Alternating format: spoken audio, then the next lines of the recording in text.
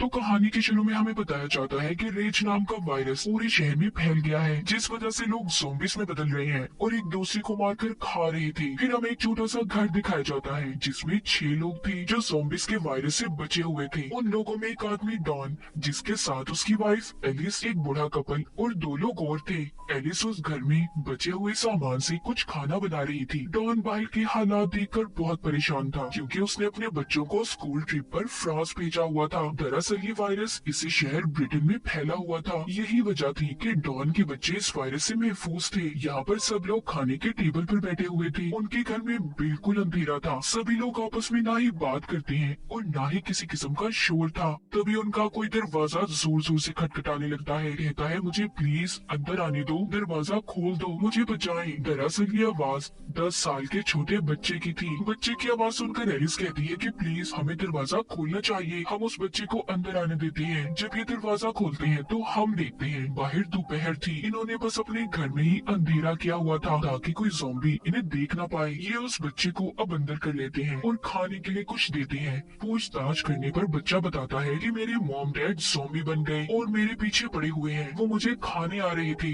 Don पूछता है कितने लोग थे। वो कहता है बहुत सारे। इनमें जो 2 और लोग थे उनमें से लड़की बहुत ज्यादा डरी हुई थी और बाहर झांकने लगती है। उसे दूर से बहुत सारे ज़ॉम्बीज़ की आवाजें अपनी तरफ आते हुए सुनाई दे रही थी। तभी एक ज़ॉम्बी अचानक से आकर सीधा उस लड़की पर हमला कर देती है। इर्द गिर्द भी बहुत सारे ज़ॉम्बीज़ आ गए थे और अंदर आने की भी कोशिश करते हैं। एलिस उस बच्चे को बचाकर ऊपर की तरफ जा रही थी। डॉन भी उसके पीछे आता है। वो एलिस को बहुत बार कहता है कि उस बच्चे को छोड़ दो एलिस, हमें भागना है, मगर वो डॉन की बात को नहीं सुनती। उधर वो बूढ़ा कपल बाहर एक और घर में छुप गए थे, मगर वो भी ज़ॉम्बी से बच नहीं पाते। जिसके बाद अब जिधर कमरे में एलिस बच्चे के साथ थी उधर भी बहुत सारे ज़ॉम्बीज़ आ गए थे। दूसरे कमरे में डॉन था। वो एलिस को पुकारता है, देखो इधर मेरी तरफ, मेरे पास आओ। मगर दरमियान में इतने ज्यादा ज़ॉम्बीज़ थे कि वो उनका मुकाबला नहीं कर पाती। तभी ये देखकर डॉन ने भी अपने दरवाजे को बंद कर लिया था। एलिस उसे बार बार आवाजें दे रही थी, कहाँ पर हो डॉन, मेरी मदद करो। मगर डॉन उस साइड का दरवाजा बंद करके दूसरे दरवाजे से बाहर की तरफ भाग गया था। उसके पीछे और भी बहुत से ज़ॉम्बीज़ थे जो भूखे उसकी तरफ भाग रहे थे। हम एलिस को देखते हैं जिसकी आवाज मदद के लिए आना अब बंद हो गई थी। डॉन बहुत शर्मिंदगी में रोता भाग रहा था कि उसने अपनी बीवी एलिस को छोड़ दिया, उसकी मदद नहीं की। आगे जाकर उसे तालाब में वही लड़का मिलता है जो इनके साथ घर में रह रहा था। वो कश्ती को चलाते हुए हड़बड़ाहट में पानी में गिर जाता है। उस लड़की को भी ज़ॉम्बीज़ ने पकड़ लिया था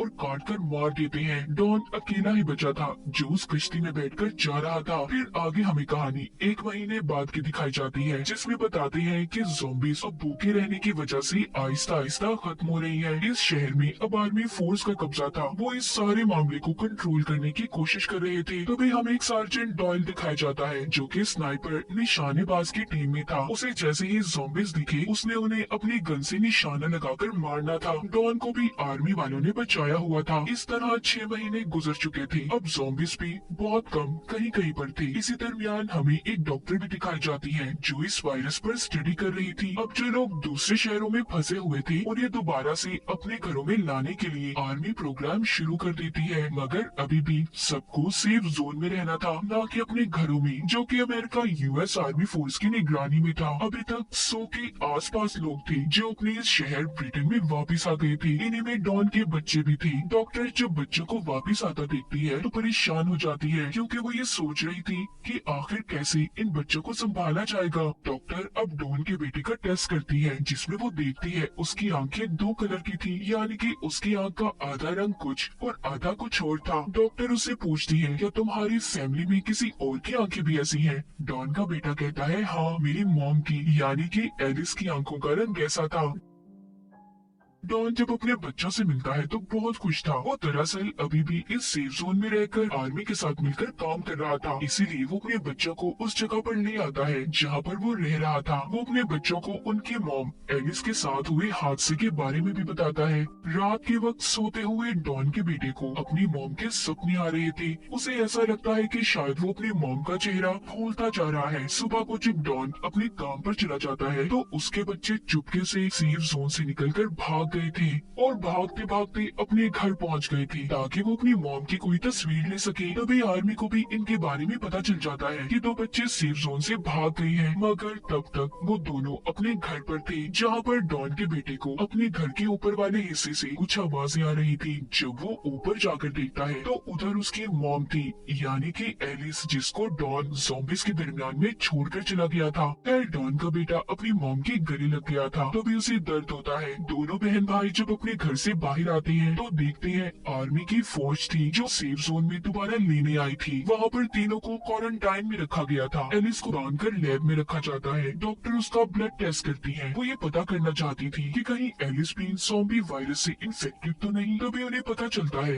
कि एलिस इन्फेक्टेड तो हुई थी, मगर उसकी इम्यूनिटी इतनी पावरफुल, इतनी ताकतवर थी कि उस पर ज़ॉम्बी वायरस का असर नहीं हुआ। इसीलिए अभी तक वो ज़ॉम्बी भी नहीं बनी थी, मगर उसके खून या फिर किसी भी वजह से दूसरे लोगों से इन्फेक्टेड हो सकते थे, यानी कि अगर कोई भी इंसान उसके पास रहा तो वो ज़ॉम्बी बन जाएगा। ये सारी बातें सुनकर डॉक्टर की आर्मी जनरल उसे मारने का फैसला करती है, क्योंकि उन्हें ऐसा लग रहा था कि एलिस सबके लिए खतरा हो सकती है, ताकि किसी और को एलिस की वजह से कोई नुकसान ना हो। मगर डॉक्टर जनरल को समझाती है कि देखिए, एलिस की इम्यूनिटी, उसके जीन्स बहुत अलग हैं, हम उसके खून से वैक्सीन बना सकते हैं। अब जब इन सारी बातों का डॉन को पता चलता है कि उसकी बीवी एलिस जिंदा है, वो अपने बच्चों के पास जाता है, मगर वो उस पर गुस्सा थे। कहते हैं कि डैड, आप तो कह रही थी कि मॉम मर गई है, ज़ॉम्बी बन गई है, तो वो कैसे जिंदा है? डॉन अपने बच्चों की बातें सुनकर बहुत डरा हुआ था, क्योंकि सच्चाई से वो ही जानता था कि वो एलिस को छोड़कर भागा था। इसीलिए वो सबसे पहले एलिस के पास जाता है और रोकर उससे माफी मांगता है। अब जैसे ही वो उसके थोड़ा और करीब जाता है, एकदम से चीखता तड़पता है और एकदम से ज़ॉम्बी में बदल गया था। एलिस उसकी ऐसी हालत देखकर मदद के लिए चिल्लाती है, मगर अब वो उसे भी बहुत ही खतरनाक तरीके से नोचकर मार देता है। फिर इसके बाद बाहर जाकर आर्मी के लोगों पर हमला करता है। डॉक्टर डॉन के बच्चों को लेकर सेफ जोन की तरफ भागती है, मगर डॉन सेफ जोन की तरफ भी आ गया था और लोगों की चीखों पुकार सुनकर उस तरफ के दरवाजे को तोड़ने लगता है। डॉन का बेटा उसे देखकर भागता है, एक एसी वेंट में जाकर छुप गया था। नीचे से लोगों की चीखों पुकार की आवाजें आ रही थी। डॉन उन्हें काट कर ज़ॉम्बी बना रहा था। फिर आगे ज़ॉम्बी बनने वाले लोग दूसरे लोगों को ज़ॉम्बी बना रहे थे। हर जगह पर हलचल थी, सभी अपनी जान बचाकर यहाँ से भागना चाहते थे। तभी स्नाइपर्स को भी अलर्ट किया जाता है, मगर उन्हें ये समझने में बहुत मुश्किल हो रही थी कि कौन ज़ॉम्बी है और कौन नहीं। तभी उन सभी को ये ऑर्डर दिया जाता है कि सबको मार दें। ये बात सुनकर उसी स्नाइपर डायल को, जो हमने कहानी के शुरू में देखा, उसे काफी अजीब लगता है, क्योंकि उसे लोगों को बचाना था,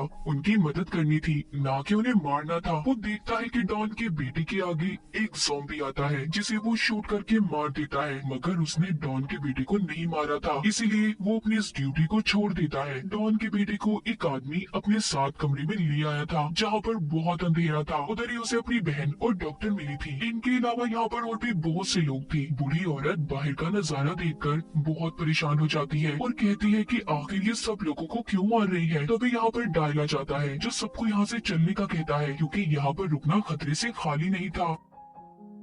वो जब सब यहाँ से जाने लगते हैं तो इन पर भी आर्मी फायरिंग कर देती है, जिसमें बुरी औरत मर गई थी। डायल के साथ डॉक्टर और डॉन के बच्चे थे। तभी डायल को उसके एक दोस्त का फोन आता है, जो कि आर्मी में था, जिसके पास हेलीकॉप्टर था। वो कहता है, देखो, कुछ वक्त में सारे शहर को बॉम्ब से उड़ाने का ऑर्डर दिया गया है। तुम्हें मैं जिस जगह की लोकेशन भेज रहा हूँ, वहाँ पर आकर मुझसे मिलो, मैं तुम्हें बचाता हूँ। अब ये सभी एक टनल के रास्ते से वहाँ से बाहर आते हैं। तभी उधर बहुत बड़ा धमाका हुआ था। आर्मी ने सेफ जोन में जितने भी ज़ॉम्बीज़ या बचे हुए इंसान थे, सभी को धमाके से उड़ा दिया था। डायल डॉक्टर और बच्चों को लेकर भागता है। ये सभी उसके दोस्त की बताई हुई जगह पर आ गए थे। तभी डायल का दोस्त भी हेलीकॉप्टर लेकर आ जाता है। वो डायल को बताता है कि तुम्हारे पीछे कुछ बचे हुए ज़ॉम्बीज़ आ रही हैं। ये सुनकर डायल बच्चों और डॉक्टर को छुपने का कहता है। उसका दोस्त इतने सारे लोगों को देखकर कहता है, देखो डायल, मुझे सिर्फ तुम्हें लेने का कहा गया है। अगर मैं किसी भी बचे हुए सिविलियन शहरी को बचाकर ले गया तो आर्मी वाले मुझे भी मार देंगे। लेकिन डायल अकेला उसके साथ नहीं जाता। वो सबकी मदद करना चाहता था, इसीलिए वो अकेला ही उसे वहाँ से भेज देता है। तभी इनके पीछे बहुत से ज़ॉम्बीज़ पड़ गए थे। ये भागकर शहर की तरफ आते हैं। शहर में आर्मी ने ज़ॉम्बीज़ को मारने के लिए जहरीली गैस छोड़ी हुई थी, जिस वजह से वहाँ पर आम इंसान सांस नहीं ले सकता था। उससे बचने के लिए ये एक गाड़ी में जाकर छुप जाते हैं। अब सारे ज़ॉम्बीज़ उनकी गाड़ी के आसपास आकर इन पर हमला कर रहे थे, मगर गैस की वजह से वो ज़ॉम्बीज़ वहीं पर मर जाते हैं। पीछे आर्मी के लोग भी थे जो सबको यहाँ पर खत्म करने आ रहे थे। डायल और डॉक्टर की गाड़ी स्टार्ट होने का नाम नहीं ले रही थी। तभी डायल गाड़ी से बाहर निकलता है और गाड़ी को धक्का लगाने लगता है, मगर वो आर्मी की नजरों में आ गया था। आर्मी वाले उसे भी इन्फेक्टेड समझकर मार देते हैं। डॉक्टर बच्चों को बचाकर गाड़ी चलाकर टनल तक पहुंच गई थी, मगर वहां पर आकर उन्हें डॉन का ज़ॉम्बी दिखता है। उसने यहाँ पर डॉक्टर को भी मार दिया था। इसी बीच डॉन के बेटा बेटी भी अलग हो जाते हैं। डॉन ने अपने ही बेटे पर हमला कर दिया था, मगर उसके बेटे के अंदर भी एलिस की तरह ही ताकत थी, जिस वजह से वो भी ज़ॉम्बी में नहीं बदलता। तभी डॉन की बेटी आकर गन से अपने ही डैड को मार देती है और बहुत रोती है। ये दोनों बहन भाई स्टेडियम में पहुंच गए थे, जहाँ पर वो ही डायल का दोस्त आता है जिसके पास हेलीकॉप्टर था। वो उन बच्चों को देखकर सोचता है कि उसे इन्हें बचाना चाहिए या नहीं बचाना चाहिए। शायद वो इन्फेक्टेड ना हो, मगर फिर भी वो उन्हें बचा लेता है और अपनी हेलीकॉप्टर में ब्रिटेन शहर से बाहर ले गया था। हमें शहर का नजारा दिखाया जाता है। फिर हम 28 दिन की बात देखते हैं, जहाँ पर बचे हुए ज़ॉम्बीज़ एक टनल के रास्ते से पेरिस शहर में पहुँच गए थे। और डॉन के बेटा बेटी का क्या हुआ, वो कहाँ पर गए, इस बारे में हमें नहीं बताया गया। इसी के साथ इस फिल्म की कहानी भी यहीं पर खत्म हो जाती है।